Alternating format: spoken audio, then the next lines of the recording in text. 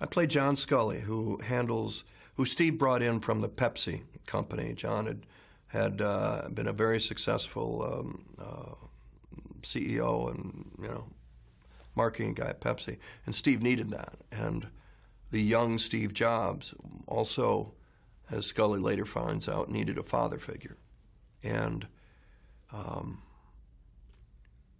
they came on. The first couple of years, it was this. There was just such a wonderful marriage between two guys. I'll do the business, you do the visionary, you do the, and then Steve made a decision, Sculley made a decision, a business decision, to save the company, basically, and Steve never forgave him. So then it becomes this kind of tragic fall for Sculley, because even though he was right, believed he was right, had the board's backing that he was right, Steve still destroyed him. So it's very Shakespearean in a way.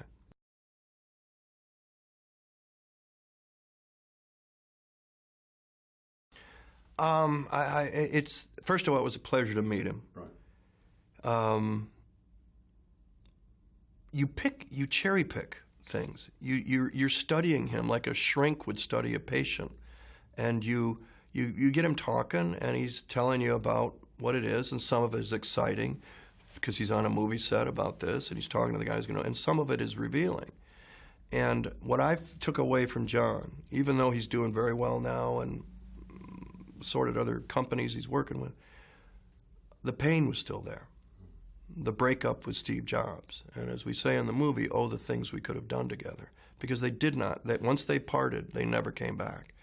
And I think there's a hole there with Sculley that he's recovered from it. But there was a period of time where this wasn't just a job. This was important and personal, and I don't think he'll ever get over it.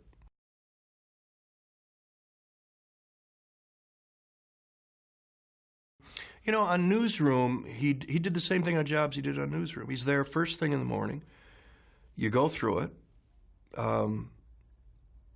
You kind of go, and he may add, remember that's important and that's a joke, and great, all right. And then he's gone. He's back at his hotel writing his next movie. And he gives you the freedom, with Danny Boyle's help, of course, to do what you think it is. Arthur Miller said, I look forward to seeing what my work inspires in others. Aaron's like that. And you hire good actors and a great director, you're in good hands. But you want to see, you don't want them to do it exactly like you would do it as you wrote it. You want to see what they would do with it that maybe is even better. And Aaron's really done a great job at that.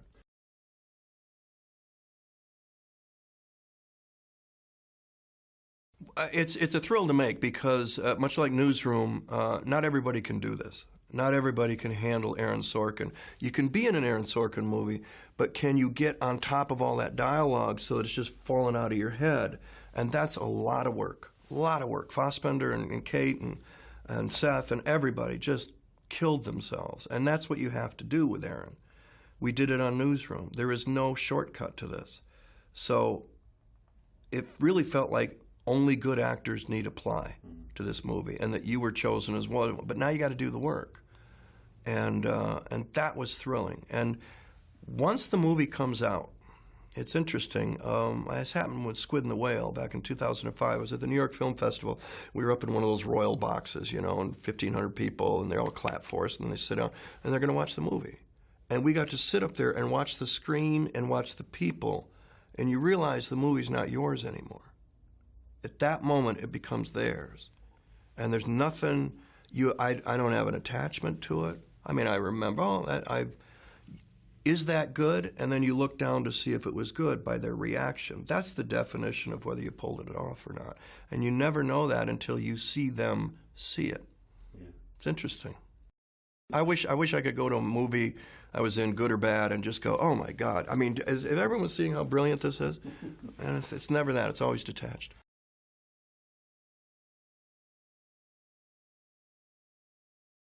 Yeah, maybe it might be Aaron's take on him. Oh, I wish it's so dense and so full, a story and a script, He was such a complicated guy, Steve Jobs was. And he surrounded himself with very rational people who could get him. He wasn't an idiot. He knew he needed those kind of people around him. Sculley was one of them. I think it's more of a, I don't know if it's a biopic, because we do a lot with, we put, you know, we took Walter's book, and where Steve said things to Sculley, we're shooting them in places where he didn't say them. And so we took, you know, creative liberty with that. And that's why you see them at 3 different launches.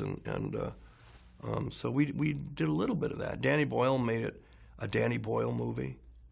You know, it's so exciting. And Danny kept saying, you know, you want to see the monitor? You want to see video? You want to see daily? I said, no. Well, you all right? I said, yeah, I just want to see it when you're done with it. Here's what I'm giving you. Can't wait to see when you've done all your work. And that's the thrill of being with a filmmaker like Danny Boyle, because when you see it, you know you're in a Danny Boyle movie. Only Danny could make this kind of movie, this way.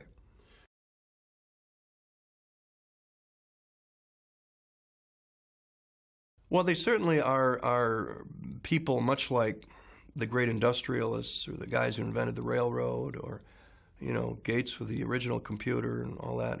They changed the world. For better or worse, you know. Go out on the street.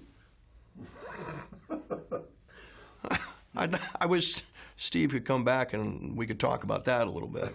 You know, where you're sitting in the theater or something and you're having people, you know, just going, Steve, this is a problem. Let's see if we can't fix this. Yeah. No one's paying attention anymore, Steve. Was that the idea? You know, I don't think so. I don't think so. And you know what? He would come up with something to fix that.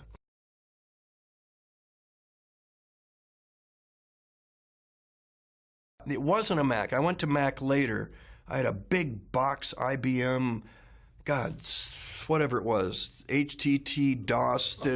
Oh, my God. It was like flying the shuttle. I couldn't. And then friends of mine, and I heard all the creative types, the artists, you know, the designers, the writers, they were going to Mac. And I go, what, Mac? But only, at the time, 7% of the country gets a Mac. And it was so easy. I mean, it was, you know, as Steve said, you point and you click and there it is. And he dumbed it down for people like me so that now I'm able to use a computer like I used to use a typewriter. I used to fly on that thing.